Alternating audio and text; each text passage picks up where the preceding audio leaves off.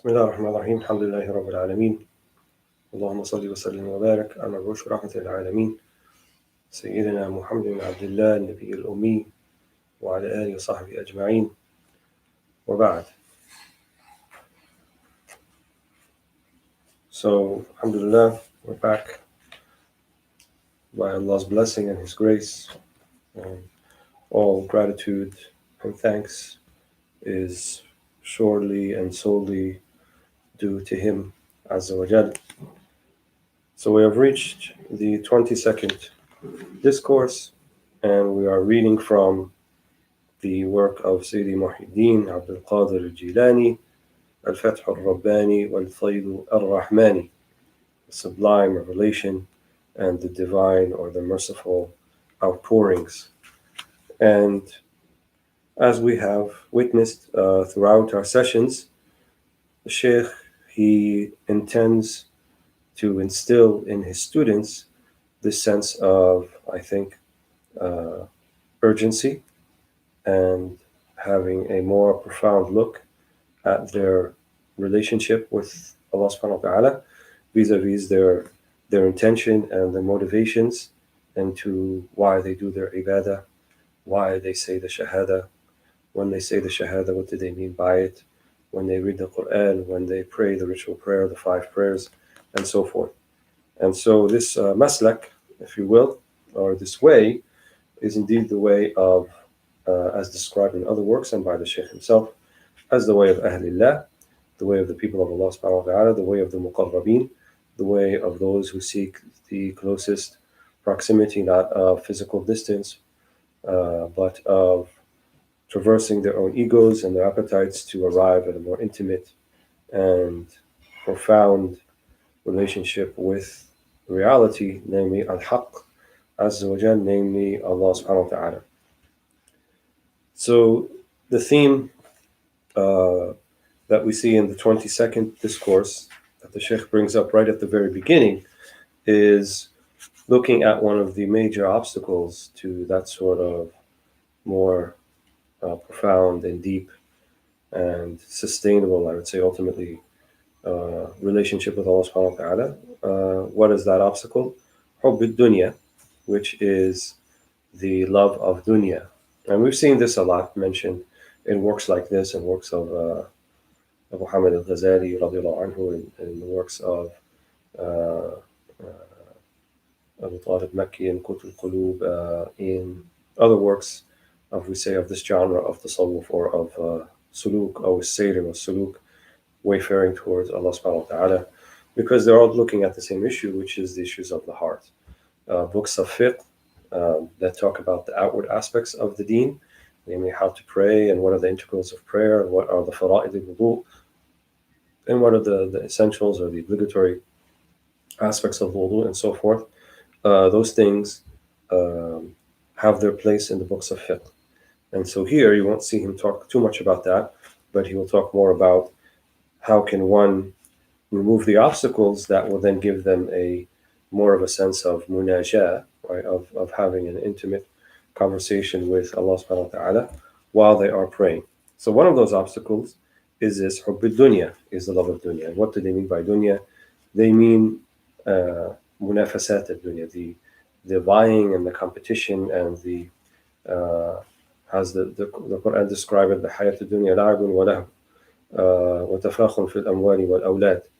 You know, it's just play and lahu, and just frivolity and pride in how many children one has, and pride in how much wealth one has. So those are things that have some outward aspect to them, namely the la'ab and lahu, so the frivolity. Amma tafakhur fil amwali wal awlad. But having pride, that's a matter of the heart. So the engaging of the dunya in a particular way, as described by the Shaykh in different places, is one of zuhud and one of tanawul bi amrillah or biyadillah. So zuhud means to renounce those things you don't need, or those things definitely, they say la zuhud fil haram aslan, right? There's no zuhud in things that are prohibited. Allah subhanahu wa ta'ala has made prohibited. So you're not really being a zahid, you're not being a someone who renounces the dunya because you choose not to partake in the haram. Well, everyone, that's an expectation. And also the makruhat, the things that are stipulated as offensive by the Sharia, also is not the mahal al-zuhud, is not where we have zuhud, but it's going to be fi qism al-mubahat. It'll be in things that are mubah or permissible or generally halal. That's where the zuhud is. It's things that are generally halal, but choosing to refrain from even those things that are considered to be permissible halal for the sake of Allah subhanahu wa ta'ala, because they do not bring you to a closer relationship with Allah subhanahu wa ta'ala. In fact, they could be impediments. Just because something is permissible, or the Sharia deems it to be permissible, doesn't mean that we should actually do it, and it doesn't mean that even if I do it, some harm may not come about. There could be some harm that comes about. So az-zuhad wal-ubad, so the zuhad are the ones who try to stay away from those things that will be a distraction, and al-ubad, and those who worship Allah fervently and try to do many good works, they're interested also, both of them, in avoiding the dunya in as much as it will be a distraction. أما العارفون, right, those the true knowers of Allah subhanahu wa ta'ala, or al-muqarrabun or ahlillah, their relationship with dunya is similar, but they will not have this issue, as they will not retract from the dunya in the same way the pure zahid or the pure abid would, because they see Allah in everything. And so even in things that may be considered offensive by the Sharia, من وجه الشريعة, from the face of the Sharia, أما من وجه الحقيقة, but from the reality of things, they know that هذا قضاء الله. They know that this is the decree of Allah subhanahu wa ta'ala. So they're pulling back or finding offense with certain things will only be in as much as sanctioned by the Sharia, right? And what the Sharia allows you. But then they also understand من حيث الحقيقة, from the reality of things, that our retracting back from things and finding them offensive should not surpass that which the Sharia allows. And I think that's an important point. So, things that go beyond their bounds, like shamata fil a'da, taking pride or taking happiness in the misfortune of others, that's a type of thing the Sharia does not, number one, doesn't allow, and definitely frowns upon. So we certainly may have adversaries, and we may have things we don't like, but just because someone, for example, is a fornicator, or someone is a thief, or someone is a murderer, or someone is this and this and this, if some misfortune is to befall them, or their family, or those that are close to them, from our perspective, from our heart perspective, we should not be so quick to say, oh, look, see, that's karma, or that's Allah getting back at them for the thing that they did, and the thing that they did here, and the thing that they did there. As we mentioned a few times before, هذا تألي, right? It's like taking upon yourself the position of God and to determine who deserves what and in what manner that they deserve it, and so forth. So we shouldn't take happiness at the misfortune of others, and this is called shamata al-ada, yani kun shamtan, to be happy that something bad happened to them, because that is a sifa, an attribute of the nafs, of the ego. It's not the sifa of the qalb or ruh or the sir.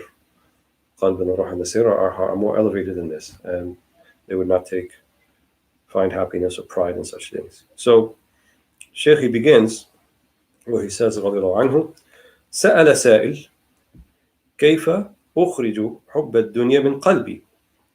فقال انظر إلى تقلبها بأربابها وأبنائها، كيف تحتال عليهم وتتلهى بهم وتعاديهم خلفها، ثم ترقيهم من درجة إلى درجة حتى تعليهم على الخلق وتمكنهم من رقابهم وتظهر كنوزها وعجائبها، فبينما هم فرحون بعلوهم وتمكنهم وطيبة عيشهم وخدمتها لهم، إذ أخذتهم وقيدتهم وغرتهم وأرمت بهم من ذلك العلو على رؤوسهم فتقطعوا وتمزقوا وأهلكوا، وهي واقفة تضحك بهم، وإبليس إلى جنبها يضحك معها. هذا فعلها بكثير من السلاطين والملوك والأغنياء من لدن آدم عليه السلام إلى يوم القيامة، بذلك ترفع ثم تضع، تقدم ثم تؤخر، تغني ثم تفقر، تجني ثم تذبح. والنادر منهم من يسلم منها ويغلبها ولا تغلبه ويعان عليها ويسلم من شرها، وهم أحد أفراد. إنما يسلم من شرها من عرفها واشتد حذره منها ومن حيلها. يا سائل إن نظرت بعيني قلبك إلى عيوبها قدرت على إخراجها منه، وإن نظرت إليها بعيني رأسك اشتغلت بزينتها عن عيوبها ولم تقدر على إخراجها من قلبك. والزهد فيها وتقتلك كما قتلت غيرك. جاهد نفسك حتى تطمئن، فإذا اطمأننت عرفت عيوب الدنيا وزهدت فيها. طمأنينتها أنها تقبل من القلب وتوافق السر وتطيعها فيما يأمران به وينتهان عنه وتقنع بعطائهما وتصبر على منعهما. So let's just read that first part, which I think is extremely important. He said, when someone asked, how can I evict the love of this world from my heart? How can I get rid of dunya, love of dunya from my heart?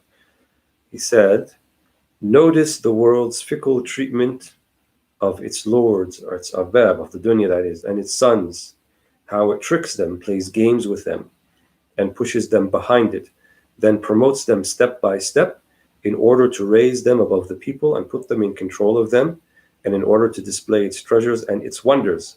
But while they are enjoying their lofty status, their dominance, their pleasant lifestyle, and having the world at their service, this is when it seizes them, binds them, cheats them, and throws them headlong down from that elevated position so that they are dismembered, disintegrated, and destroyed, while the world stands there laughing at them with Iblis, Satan, by its side, laughing along with it.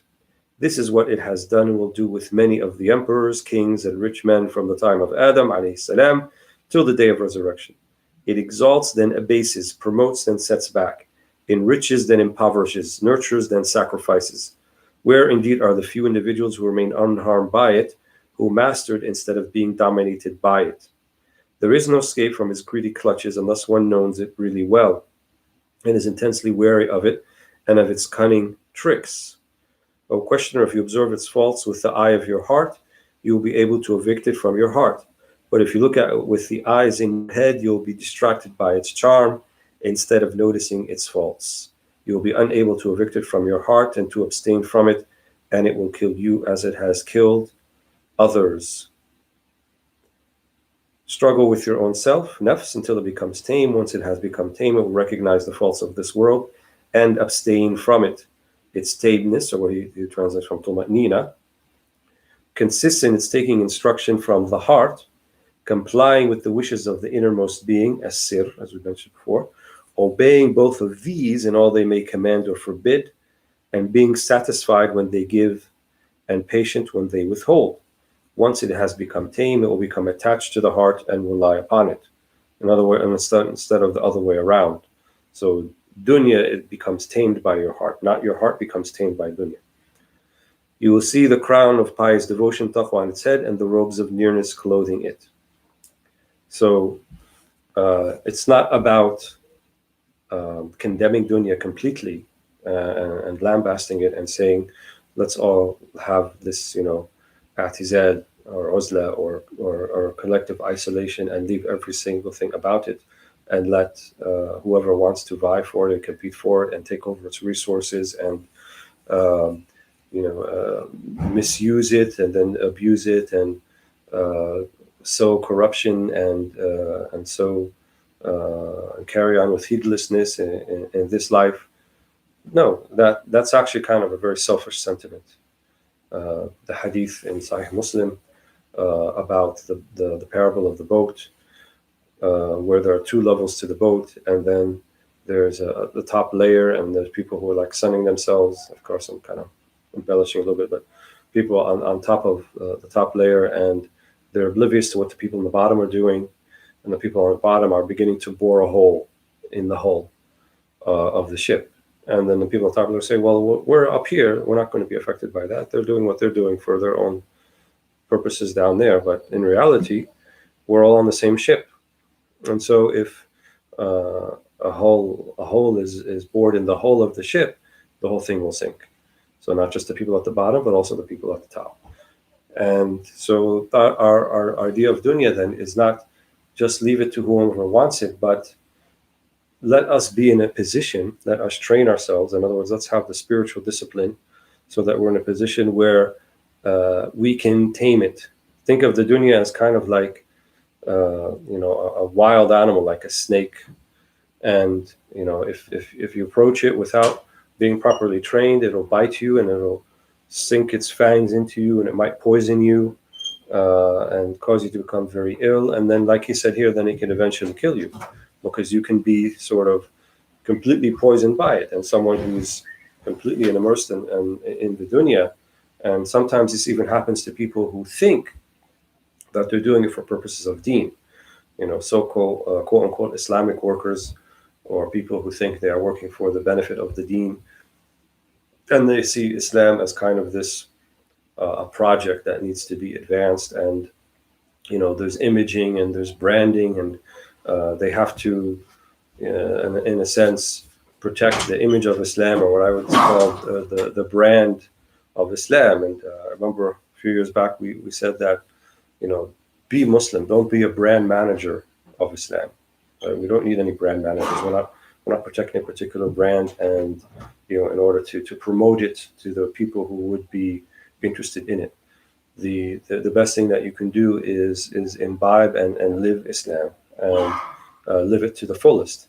And the descriptions that we're finding here, and we're going to read a bit later about different names that Ahlullah, Ahl Tasawwuf came up with to give names to what was and what is still is the spiritual hierarchy when they talk about al-Aqtab and al-Abdal wal-Nujabat and al-Ghawth and all these mustalahat, all these particular terms are terms to refer to people who can really live Islam to the fullest. And the one who lived Islam to the fullest was our Prophet ﷺ.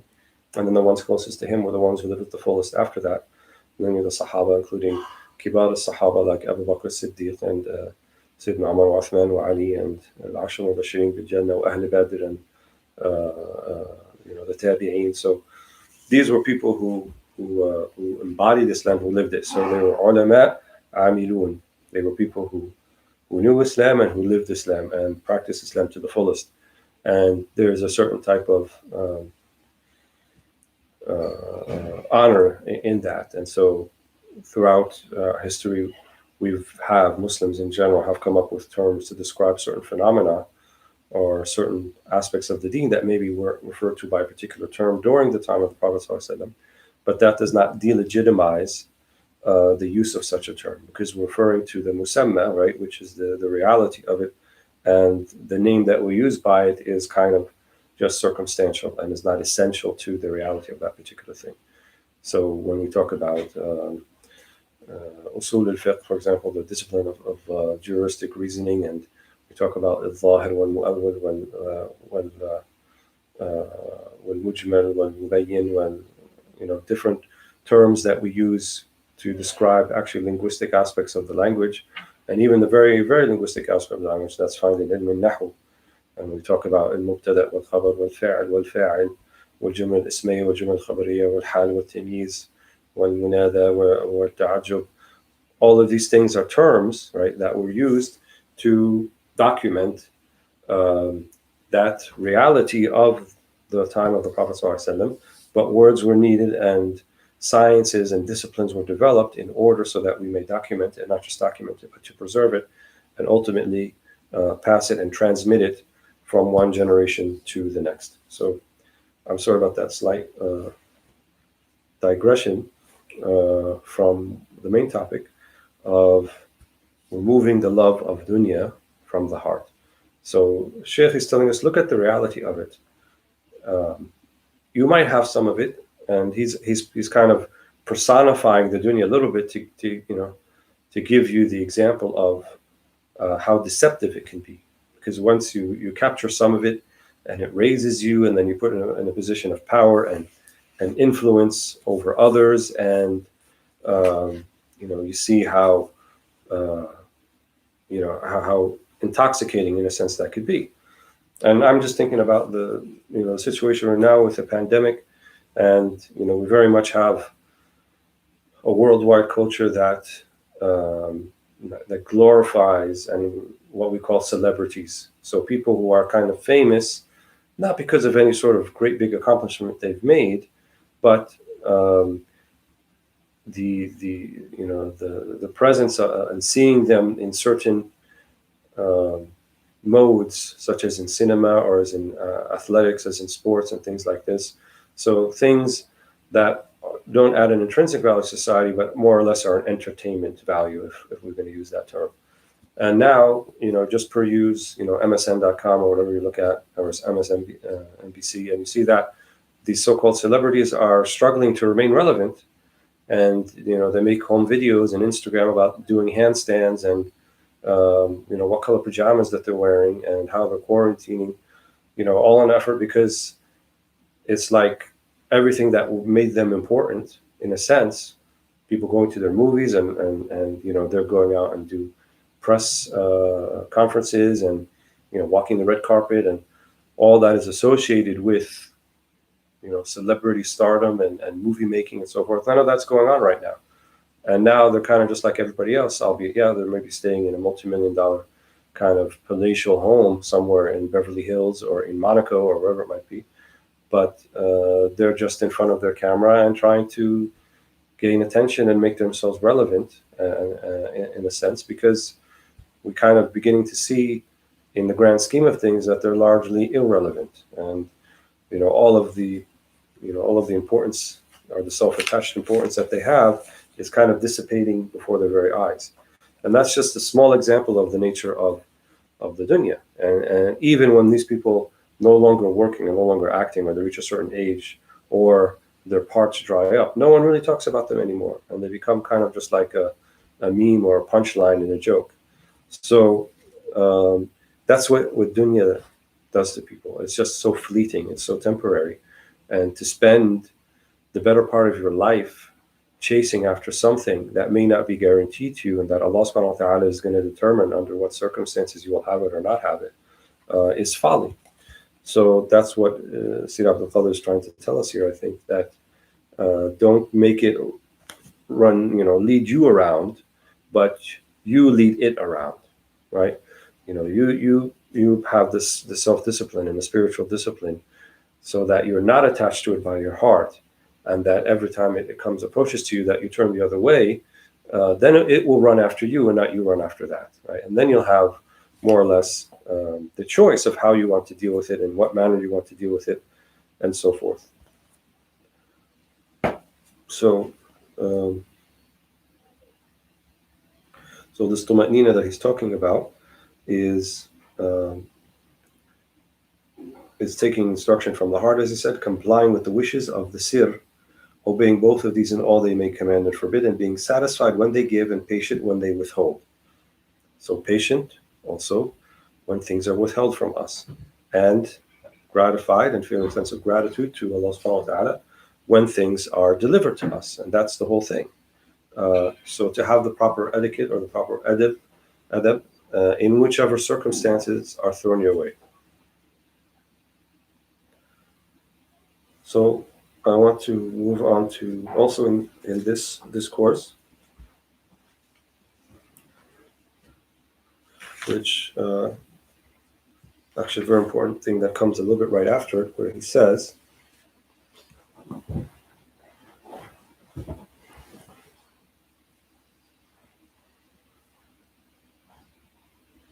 عليكم بالإيمان والتصديق وترك التكذيب للقوم والمجادلة لهم، لا تنازعوهم فإنهم ملوك في الدنيا والآخرة، ملكوا قرب الحق عز وجل فملكوا ما سواه، الحق عز وجل قد أغنى قلوبهم وملأها من قربه ومن أنواره وكرامته، لا يبالون بيد من تكون الدنيا ومن يأكلها، لا ينظرون إلى أولها وينظرون إلى عاقبتها وفنائها، يجعلون الحق عز وجل نصب أعينهم وأسرارهم، لا يعبدون خوفا من الهلك أو من الهلك ولا رجاء الملك أو ولا رجاء الملك، خلقهم له ولدوام صحبته ويخلق ما لا تعلمون، هو فعال لما يريد، المنافق إذا حدث كذب وإذا وعد أخلف وإذا اؤتمن خان من برئ من هذه الخصال التي ذكرها النبي صلى الله عليه وسلم فقد برئ من النفاق. هذه الخصال هي المحك، والفرق بين المؤمن والمنافق: خذ هذا المحك وهذه المرآة وابصر بها وجه قلبك، انظر هل أنت مؤمن أو منافق، موحد أو مشرك. كل الدنيا فتنة ومشغلة إلا ما أخذ بنية صالحة للآخرة. إذا صلحت النية في التصرف في الدنيا صارت آخرة. كل نعمة تخلو من الشكر للحق عز وجل. قيد نعم الحق عز وجل بشكره. الشكر للحق عز وجل بشكره. الشكر للحق عز وجل شيئان: الأول الاستعانة بالنعم على الطاعات ومواساة الفقراء منها، والثاني الاعتراف بها للمنعم بها والشكر لمنزلها وهو الحق عز وجل. So he says you must develop faith, iman, and belief, tasdeeq, and give up disbelieving the people of the Lord, Ahlillah, and quarreling with them. Do not dispute with them, for they are kings in this world and the hereafter. They possess the nearness of the Lord of truth, so they possess everything that is apart from him. The Lord of truth has enriched their hearts. He has filled them with his nearness, his qurb, and intimate friendship, uns, with him and his radiant lights, anwar, and his gracious favor, karama. They are not impressed by the power of those who belong to the world and those who exploit it. They do not pay attention to its beginning, but concentrate on its final outcome, its aqibah, and its passing away, its fana. They focus the eyes of their innermost beings, asrar, on the Lord of truth. They worship neither from fear of destruction nor in hope of dominion. He has created for them his own sake and to perpetuate his friendly company, his sohbah. And he creates that which you do not know, for he is the doer of what he will. And I'll just skip the part about the munafiq and the muwahid. Then he says, everything in this world is a temptation, a fitna, and a distraction, except what is taken with a worthy intention, niyya salihah, for the sake of the hereafter. If one's intention is worthy in dealing with this world, it becomes otherworldly. To me, that I kind of underlined this one. It's very important. If one's intention is worthy in dealing with this world, it becomes otherworldly. That's kind of the whole thing. What is your intention in how you partake of the dunya and how you participate in it? Ad-dunya min ajl ad-dunya, like he said, nifaq. Dunya just for the sake of dunya is like hypocrisy. أما تناول الدنيا من أجل الآخرة فهذه آخرة. So if you partake in the dunya for the sake of the akhirah, for the sake of Allah subhanahu wa ta'ala, then it becomes like akhirah. The way that you're dealing with it is otherworldly to begin with, and it's not worldly. So deal with the world in an otherworldly way, and then the dunya itself will open up to you and will be otherworldly as far as you're concerned. One of two things will happen. Either Allah will give you the dunya, right, and then you will use it in the manner that you should be used in, right? تأخذ بالمعروف وتصرف بالمعروف. You take it بالمعروف, you take it in the halal way, halal al-talq, as he said, in the most pure and pristine way, by the way of the Sharia, lisan al-ilm, and تصرفه, and you also تصرفه, you spend in it and you give away of it also بالمعروف, in a way that is على لسان العلم أو لسان الشرع, according to the way of the Sharia, the way of our teachings of our Prophet Muhammad sallallahu alaihi wasallam. That's one thing that can happen. The other thing that can happen, and he mentioned this later, يغنيك عن ذلك كله. Allah subhanahu wa ta'ala can enrich you in the way so that you're not even expecting or waiting for the dunya. He can give you something called al-qana'a, right, which is to be contented and satisfied with whatever means you have at your disposal. And that's the true wealth. So yughnika, see, enriches you with being satisfied with your circumstance. So whichever result that comes about, you're still in a very good place. You're still in a very high maqam. You're still living Islam, inshallah, to the fullest of your capability, to whichever thing that Allah subhanahu wa ta'ala gives you.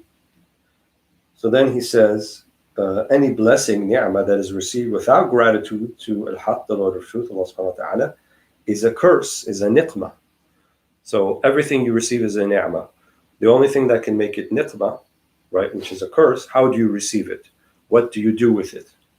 So he said, secure the blessings of the Lord of Truth by giving thanks to Him. Two things constitute thankfulness to Allah subhanahu wa ta'ala. The first is taking advantage of blessings in order to perform acts of obedience and to provide comfort to the poor. That's the first one, those two parts. So have shukr ala ni'mah, be thankful and grateful for the blessing that you have. And one of the ways to show thanks and gratitude is to wasi al-fuqara, right? To spend it in a way, especially for those who are not of means. And this is a kind of, mashallah, very Jilani thing. Yani Shaykh Abd, he emphasized this a lot, and he was even renowned in Baghdad for that. Can you wasi al-fuqara? So, not that other shuyukh don't have that, but you see kind of an emphasis about that. The second one is acknowledging the benefactor, al-mun'im, who supplies them, and giving thanks to the one who bestows them, namely Allah subhanahu wa ta'ala. So, an taj'al al-minnata lillah, right? So you make the minna, you make the gratitude, say, oh, subhanAllah, alhamdulillah, I'm in this situation, I worked really hard for it. No, not you worked really hard for it. Allah subhanahu wa ta'ala gave it to you. Allah gave it to you not because you were in a prepared state or because you were entitled to it or you worked hard for it. هذا محض الفضل. What does محض الفضل means? Pure fadl, pure favoring to you from Allah subhanahu wa ta'ala, which means you didn't do anything to precipitate it. Where were you? What had you done already when you're in the womb of your mother and all of your needs were being taken care of?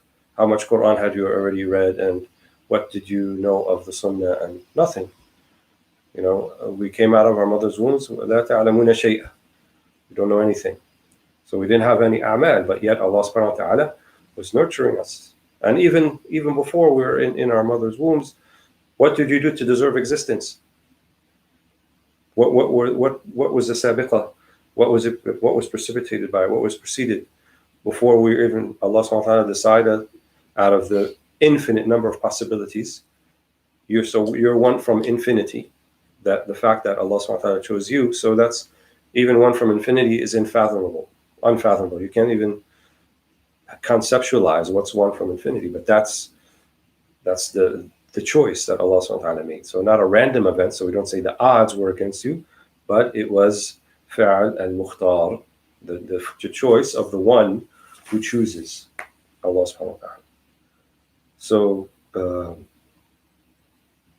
acknowledge Allah subhanahu wa ta'ala, say alhamdulillah, and mean it, and know that He's favored you without you having anything done to deserve it.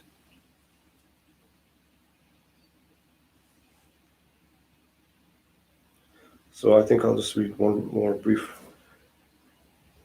excerpt.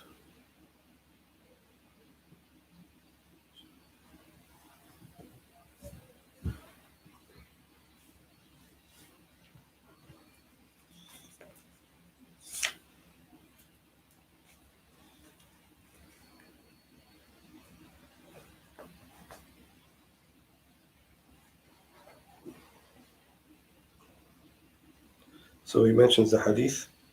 قال النبي صلى الله عليه وسلم الحياء من الإيمان. A little bit further down.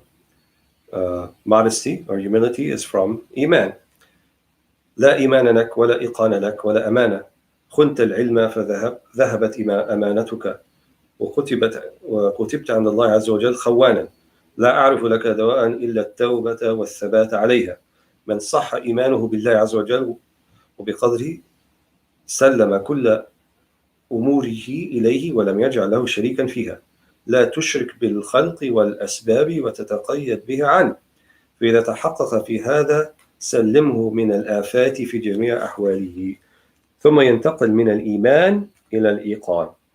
ثم تأتيه الولاية البدلية ثم الغيبية. وربما أتت في آخر أحواله القطبية يباهي به الحق عز وجل عند كل خلقه الجن والإنس والملك والأرواح. يقدمه ويقربه ويوليه على خلقه ويملكه ويمكنه ويحبه ويحببه إلى خلقه. كل هذا أساسه بدايته الإيمان به وبرسله والتصديق بهما. أساس هذا الأمر الإسلام ثم الإيمان ثم العمل بكتاب الله عز وجل وشريعة رسول الله صلى الله عليه وسلم ثم الإخلاص في العمل مع توحيد القلب عند كمال الإيمان. المؤمن يفنى عنه وعن عمله وعن كل ما سوى الحق عز وجل فيعمل الأعمال وهو في معزل عنها ما زال يجاهد نفسه والخلق كلهم في جنب الحق عز وجل حتى هداه إلى سبيله. قال الله عز وجل والذين جاهدوا فينا لنهدينهم سبلنا. So this last section that we're going to read, we'll just kind of pick the proper place.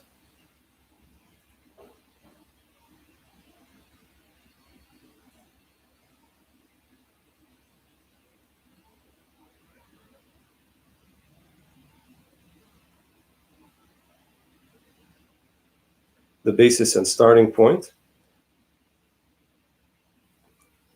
is faith and belief, تصديق in him and his messengers.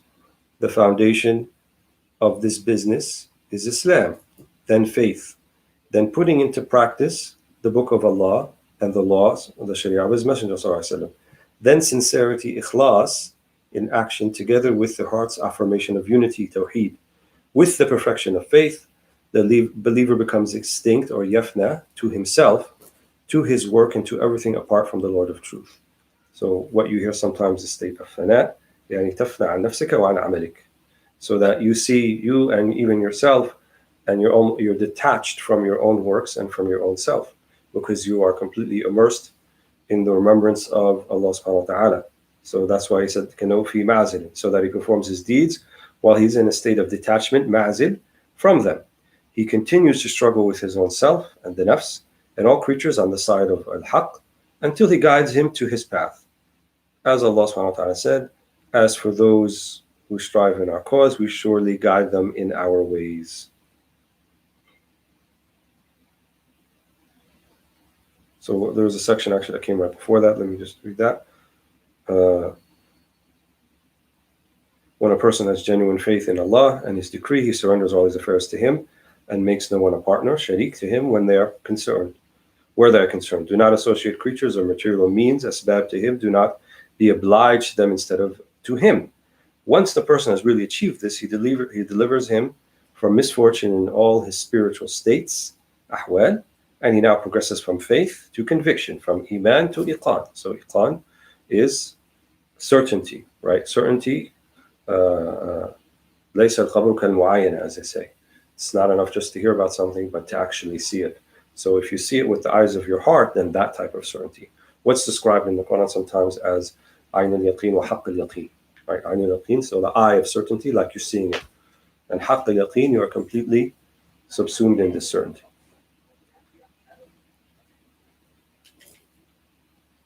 The saintship or wilaya will come to him, then badaliyah. Here he says ghawthiyya. I don't think that's correct.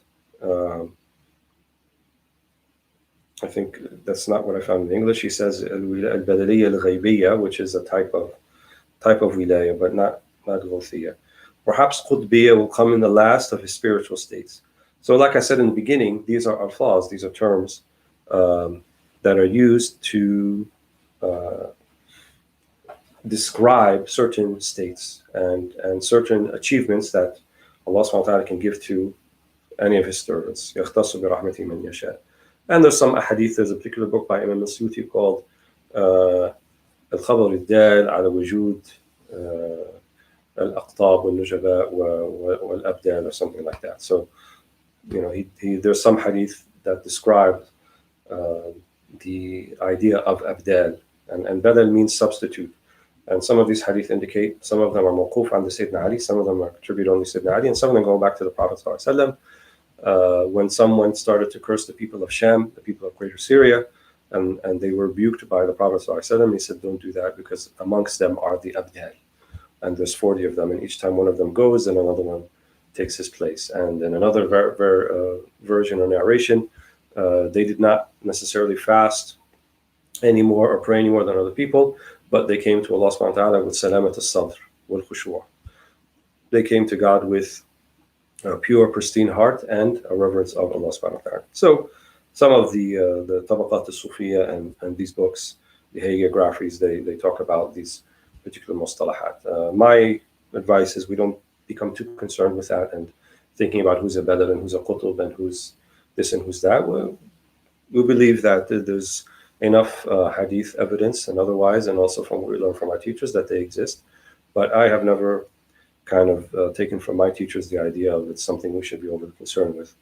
Here he's just trying to describe maratib, right? He's giving us like levels or degrees of, full Islam, if that's a proper way to say it. So when he says perhaps Qutubiyya will come in the last of his spiritual states, well, Qutub is kind of considered to be the top, the pole, right? The Lord of Truth will glory in him, yubahi bihi, in the presence of all his creatures, be they jinn, human beings, angels, or spirits, arwah. He will promote them and draw him near. He will give him authority over his creatures. He will grant him sovereignty and power. He will love and cause his creatures to love him. So this idea of al-mahbubiyya is a maqam, which is different than the maqam of just merely to love. But al-mahbubiyya is to be loved. And the true muhib or lover of Allah subhanahu wa ta'ala kind of exemplifies or reaches the apex in that understanding of mahabba when they realize they're mahbub, and that's the reason why they have mahabba. So to see and to be in tune with the mahbubiyya, that you are loved, and that's why you love, is kind of the epitome of love. Wallahu ta'ala a'lam wa a'lam. Alhamdulillah rabbil alamin.